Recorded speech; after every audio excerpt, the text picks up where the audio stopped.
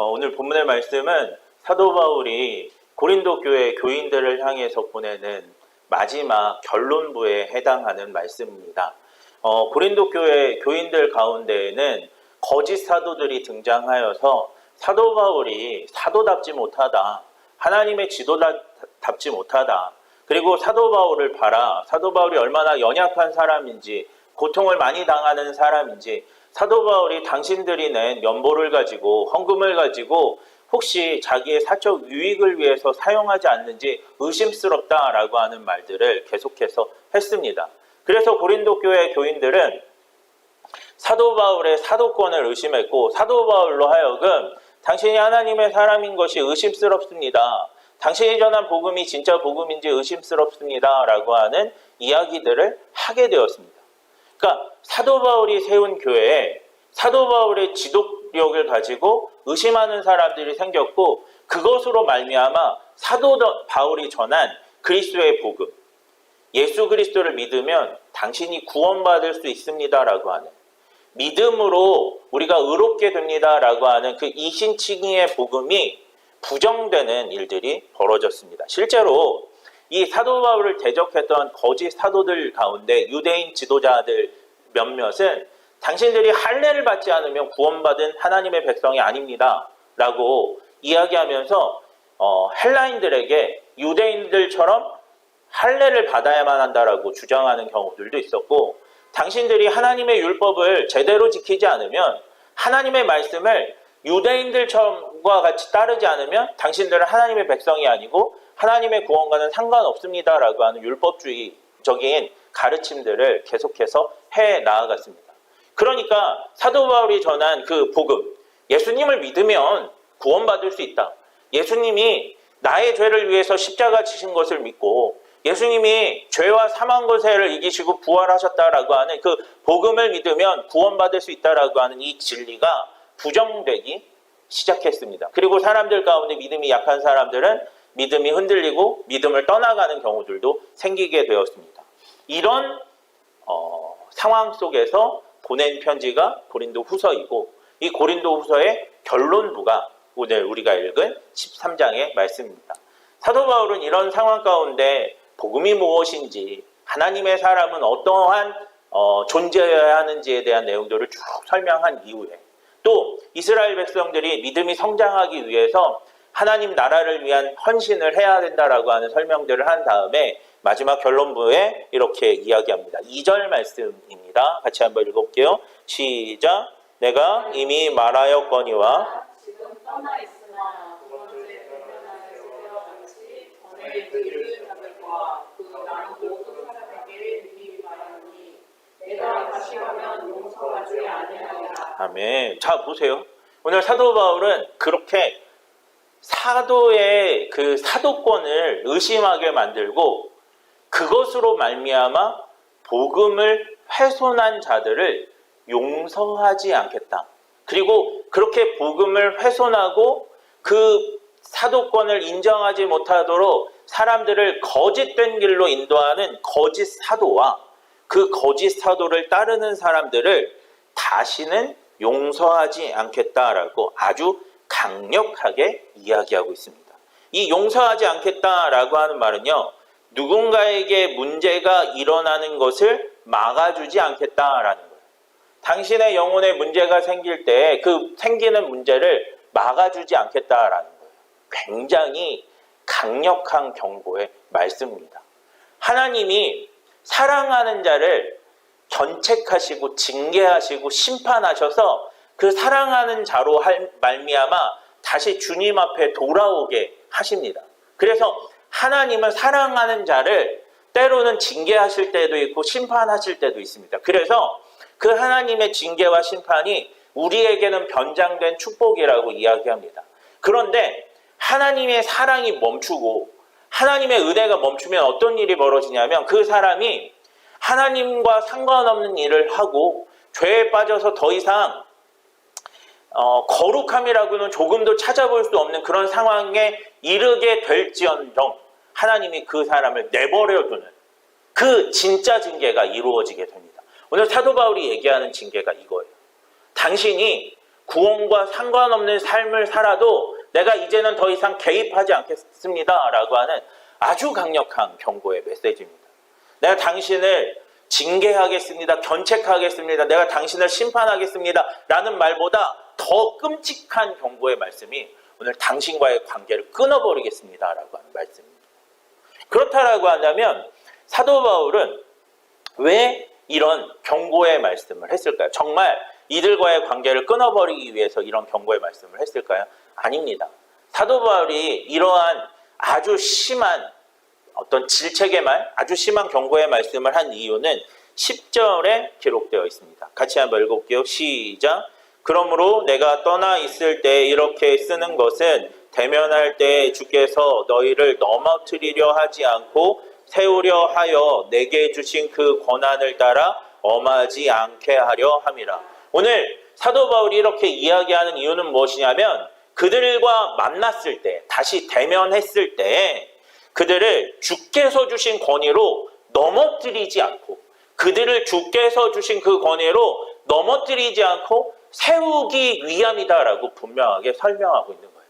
그러니까 너희들 내가 이렇게 편지를 써서 돌아오라고 할 때, 돌이키라고 할 때 돌이켜라는 메시지라는 거예요. 그러니까 사도 바울의 이 경고의 메시지는 멸망을 위한 것이 아니라, 끊어내기 위한 것이 아니라 살리고 세우기 위한 메시지라고 하는 사실들을 저와 여러분이 깨달아야 됩니다. 그러니까 고린도 후서라고 하는 이 편지는 기본적으로 사도 바울의 마음을 아프게 하고, 그리고 사도 바울이 전한 복음을 변질시켰던 고린도 교회 교인들을 멸망시키고 징계하기 위한 편지가 아니라 살리고 세우기 위한 편지였다라는 것을 오늘 본문의 말씀을 통해서 우리가 새길 수 있습니다. 오늘 우리의 메시지, 우리가 그리스도의 편지라고 했을 때 그리스도의 편지는 이러한 존재여야 됩니다. 세상에 나가서 세상의 사람들을 당신이 하나님의 말씀을 듣지 않으면 심판받을 것입니다 라고 이렇게 위협하고 겁박하고 그들에게 멸망을 선포하는 존재가 아니라 그들로 하여금 예수 그리스도의 복음을 듣고 주님 앞에 돌아와 구원을 받게 하는 존재여야 된다는 거예요. 할렐루야. 오늘 사도 바울은 이 편지의 마지막 말미에서 이 편지를 쓴 목적이 무엇이냐? 너희에게 경고하는 것이다. 그러나 그 경고는 심판을 위한 경고가 아니라 구원을 위한 경고다라고 하는 메시지를 우리가 저와 여러분이 기억하기를 주님의 이름으로 축원합니다. 그렇다라고 한다면 사도 바울이 이렇게 경고, 이 편지를 통해서 정말 원했던 것은 무엇인가? 그 말씀이 5절 말씀에 기록되어 있습니다. 5절, 6절 같이 한번 읽어볼게요. 시작. 너희는 믿음 안에 있는가? 너희 자신을 시험하고 너희 자신을 확증하라. 예수 그리스도께서 너희 안에 계신 줄을 너희가 스스로 알지 못하느냐? 그렇지 않으면 너희는 버림받은 자니라. 우리가 버림받은 자 되지 아니한 것을 너희가 알기를 내가 바라고. 아멘. 자, 오늘 사도 바울이 이 편지를 보낸 진짜 목적이 무엇이냐? 그리고 이 편지를 통해서 너희가 어떻게 하기를 바라느냐라고 하는 내용이 5절 초반부에 나와 있습니다. 너희는 믿음 안에 있는가? 너희 자신을 시험하고 너희 자신을 확증하라라고 되어 있어요.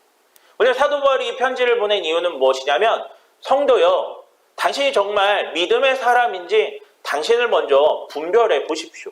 당신이 정말 믿음의 사람인지 당신의 그 삶을 돌아보고 당신의 영혼을 돌아보고 당신이 믿음 안에 있는지 없는지를 좀 분별해 내십시오. 아니, 당신이 믿음 안에 사람이어야 한다는 사실들을 기억하고 믿음의 사람이 되도록 노력하십시오라고 지금 그 편지를 쓴 거라는 거예요. 할렐루야.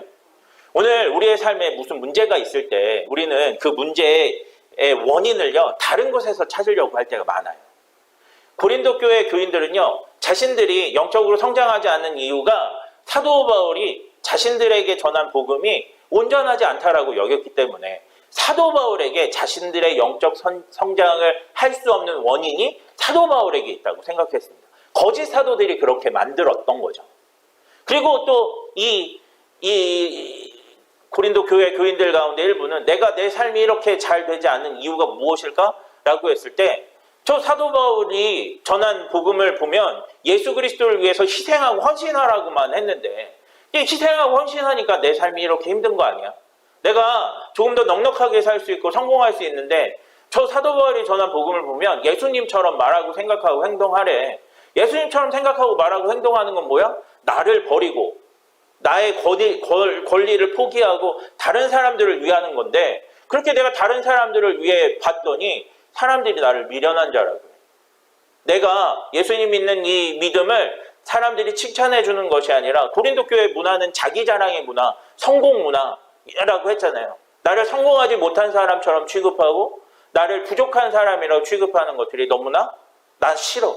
이 원인이 사도 바울에게 있어라고 계속해서 사도 바울에게 그 원인들을 찾고 사도 바울이 전한 복음이 잘못되었다라고 생각했는데 오늘 사도 바울은 얘기합니다. 이런 문제들이 생길 때 너희들이 정말로 생각하고 기억해야 되는 것은 무엇이냐? 너희 안에 믿음이 지금 바로 세워졌는지 아닌지를 잘 분별해야 된다. 뭔가 하는 일이 잘 되지 않을 때 이런 분별력이 있어야 된다.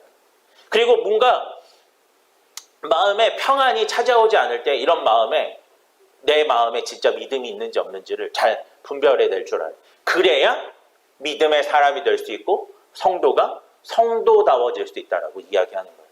그러면 믿음을 분별하는 법이 무엇인가? 사도 바울은 두 가지로 이야기합니다. 5절 말씀이에요.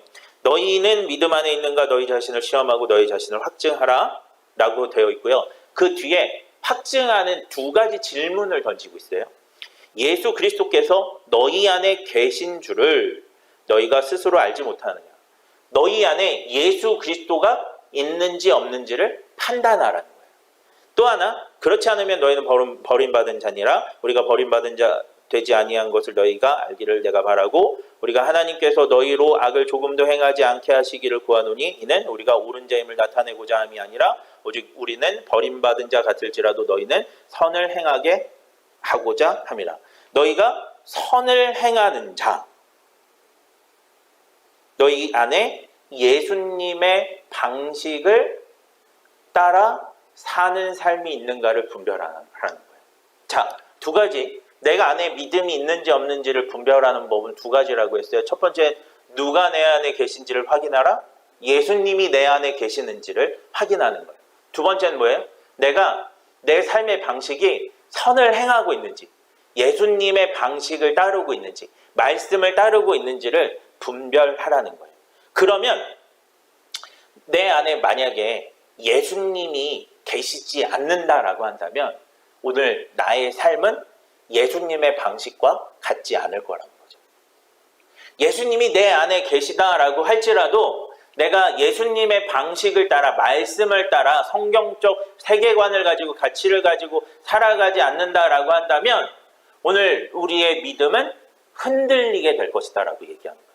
그러니까 오늘 우리가 믿음이 있는 성도가 되려면 두 가지를 기억해야 돼요.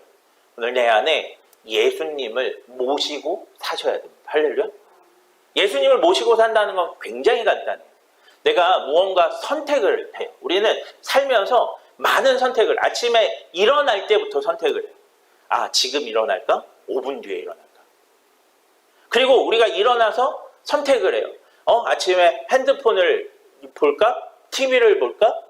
샤워를 먼저 할까? 화장실을 먼저 갈까? 밥을 먼저 할까? 먼저 먹을까? 여러 가지 선택들을 하게 됩니다. 그때예요.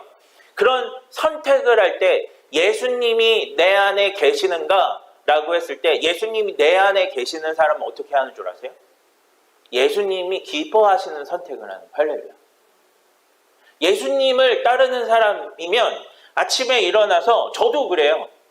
저도 목사여서 그렇기도 하고 제가 매일 올려야 되는 묵상 말씀이 있기도 하지만 제가 처음에 예수님을 인식하고 의식하면 처음에 하는 게 무엇이냐면 핸드폰을 켜서 뉴스를 보는 것이 아니라 핸드폰을 켜서 묵상 말씀을 제일 먼저 켜는 거예요.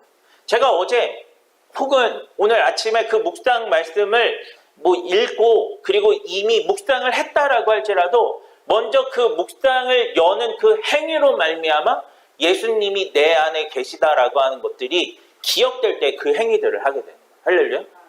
그러니까 어떤 선택을 하든지 간에 예수님을 먼저 생각하면 예수님이 원하시는 선택들을 하게 되는 거예요. 뭔가 선을 행할까 말까, 누군가에게 커피를 대접할까 말까, 누군가의 밥을 살까 말까, 누군가에게 무언가를 도움을 줄까 말까라고 하는 아주 사소한 선택에서부터 큰 결정에 이르기까지 예수님을 내 안에 모시고 사는 사람들은 예수님을 의식하며 결정하게 된다는 거죠. 그리고 예수님을 의식하며 결정하는 사람들은 어떻게 돼요? 예수님의 방식을 따라서 살아가게 됩니다. 굉장히 중요한 거예요.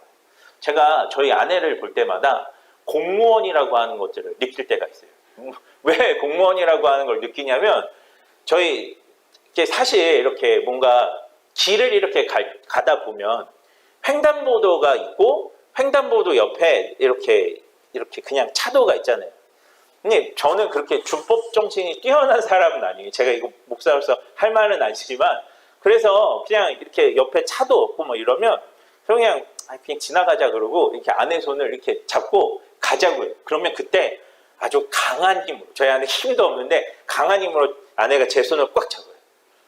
내가 지금 선생님인데 횡단보도 이렇게 무단횡단할 수 없다고. 그리고 제 손을 잡고 그 횡단보도 그 앞에까지 하고 파란불 될 때까지 기다려요.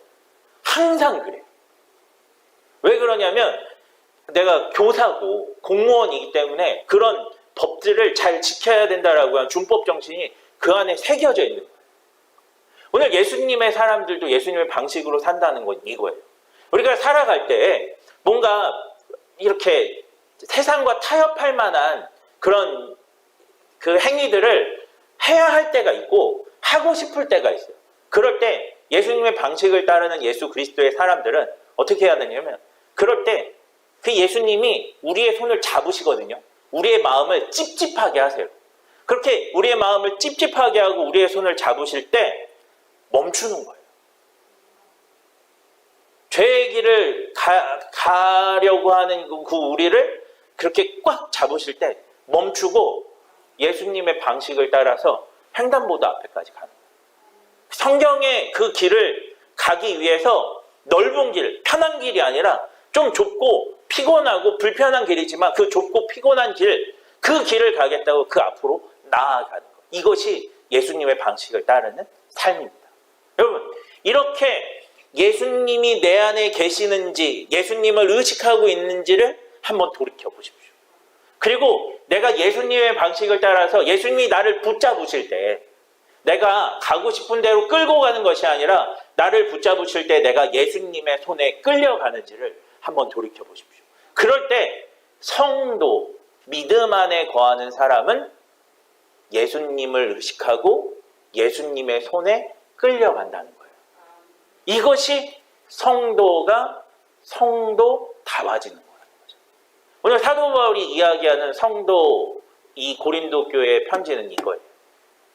너희가 사도 바울을 욕할 때 너희가 내가 전한 복음을 부정할 때 그리고 너희가 그 복음을 부정하고 예루살렘 교회에 보내는 그 헌신을 멈췄을 때 너의 마음이 어떠했느냐? 예수 그리스도를 만났을 때 그 풍성한 사랑과 그리고 예수 그리스도의 그 성령의 충만한 은사들이 있을 때 그 기쁨이 있었는지 아닌지를 한번 돌이켜 보라는 거예요. 내 안에 믿음이 있고 내 안에 예수님이 계시고 그 예수님의 방식을 따라서 내 것을 팔아서 가난한 자들에게 나누어 주었을 때 내 것을 팔아서 힘들고 어려운 사람들을 도와주었을 때 그 기쁨 그 세상의 그 무엇과도 내가 좋은 집에 살게 된 기쁨과 비교할 수 없는 좋은 차를 갖게 된 그 기쁨과 비교할 수 없는 그 생명이 살아나는 기쁨을 너희가 지금 누리고 있는지 없는지를 잘 분별해 내보라는 거예요. 그러면서 사도 바울 얘기합니다. 너희가 그런 기쁨이 있는 성도, 예수님이 있는 성도, 예수님의 방식을 따르는 진짜 성도였으면 좋겠다라고 이야기합니다. 그러면 그렇게 좋은 성도가 될 때 우리 한 사람 한 사람이 그런 진짜 성도, 예수님이 내 안에 계시고 예수님의 방식을 따라 선을 행하는 진짜 성도가 되었을 때 어떤 일이 벌어지느냐? 11절 말씀입니다. 같이 한번 읽어볼게요. 시작. 마지막으로 말하노니 형제들아 기뻐하라. 온전하게 되며 위로를 받으며 마음을 같이하며 평안할지어다. 또 사랑과 평강의 하나님이 너희와 함께 계시리라. 거룩하게 입맞춤으로 서로 무난하라. 5가지를 명령해요. 기뻐하고 온전하게 되며 위로를 받으며 마음을 같이하며 평안하라 라고 이야기합니다.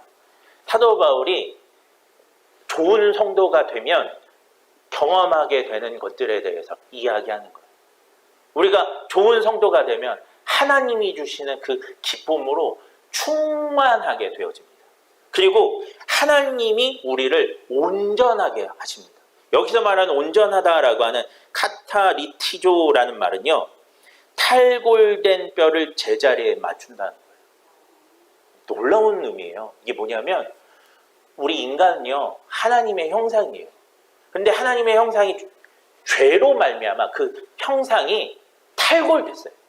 근데 그 탈골된 형상이 예수 그리스도의 그 십자가 보혈의 은총으로 말미암아 그 탈골되었던 하나님의 형상이 예수님의 보혈의 은총으로 말미암아 다시 온전한 하나님의 형상으로 변화되는 거예요.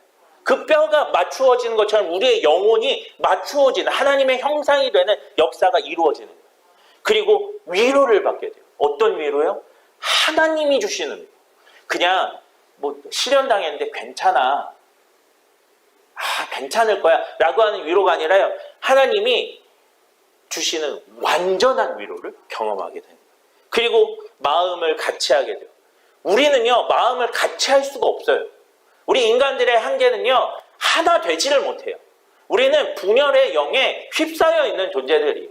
그런데 그런 사람들이 마음이 같이 예수 그리스도 안에서 한 마음을 품는 역사가 이루어지는 거예요. 종족이 다르고 민족이 다르고 그리고 문화가 다른 사람들이 예수 그리스도 안에서 하나 되는 놀라운 은혜가 이루어지는 거예요. 그런 은혜로 말미암아 어떤 일이 벌어져요? 무너졌던 가정이 회복되어지는 거예요. 무너졌던 교회가 회복되고 무너졌던 사회가 회복되어지는 거예요. 마지막으로 어떤 일이 벌어져요? 평안할지어다. 여기서 말하는 평안, 성경에서 말하는 평안은요, 여러분 단순히 좋다 이런 느낌이 아니에요.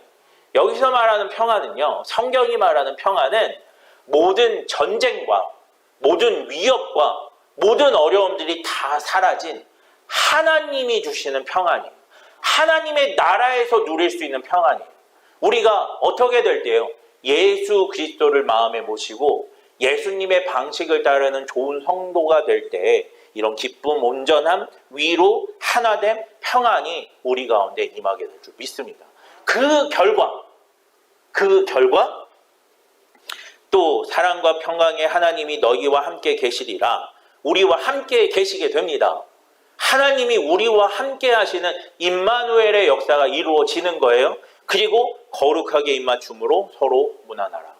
여기서 놀라운 변화가 일어나기 시작하는데요. 성도가 이렇게 예수님의 사람이 되어서 예수님이 기뻐하시는 사람이 되어서 진짜 성도가 되어서 주님이 함께 하시는, 바꾸어 말하면 성령으로 충만한 존재들, 기도할 때마다 하나님의 마음을 알게 되고 그리고 하나님 앞에 예배할 때마다 하나님의 임재를 경험하게 되고 그 하나님의 놀라운 은총들을 경험하는, 그래서 진짜 성령에 충만한 사람들, 죽은 자를 살리고 병든 자를 고치는 것뿐만 아니라 그 마음에 참된 평안감과 기쁨이 넘쳐나는 진짜 성령 충만한 사람이 될 때 우리는 거룩하게 입맞춤으로 서로에게 무난하는 존재가 됩니다.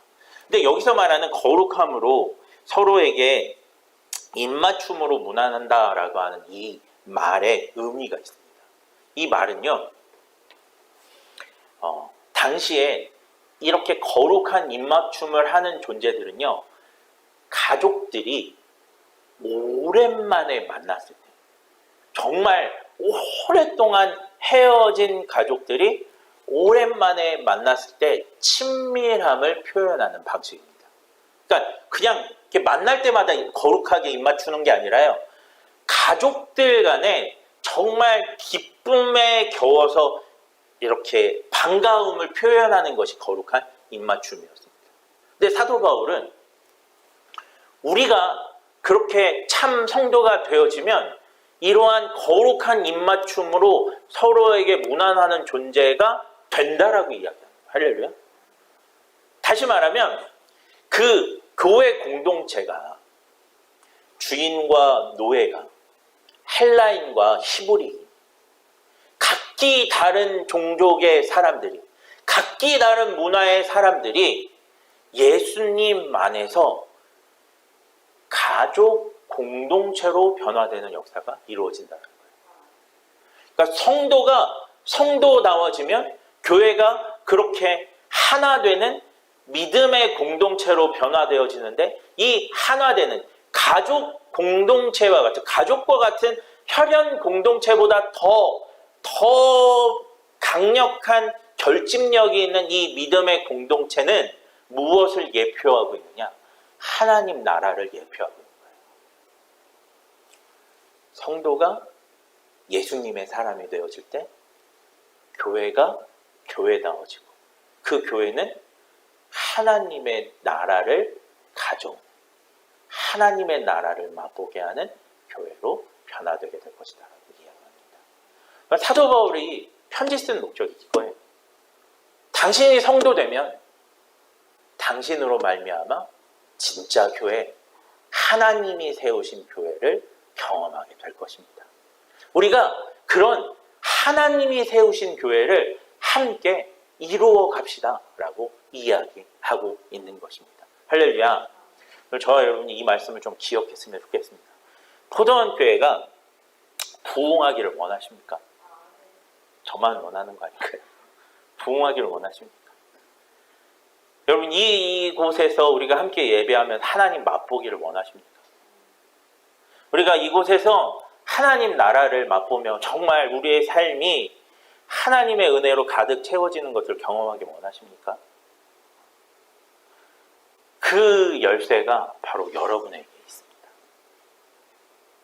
여러분 마음에 예수님이 계시고 여러분의 삶의 방식이 예수님의 방식을 따라갈 때 오늘 우리 교회가 그렇게 하나님의 은혜로 가득 찬 귀한 믿음의 교회가 될 줄 믿습니다.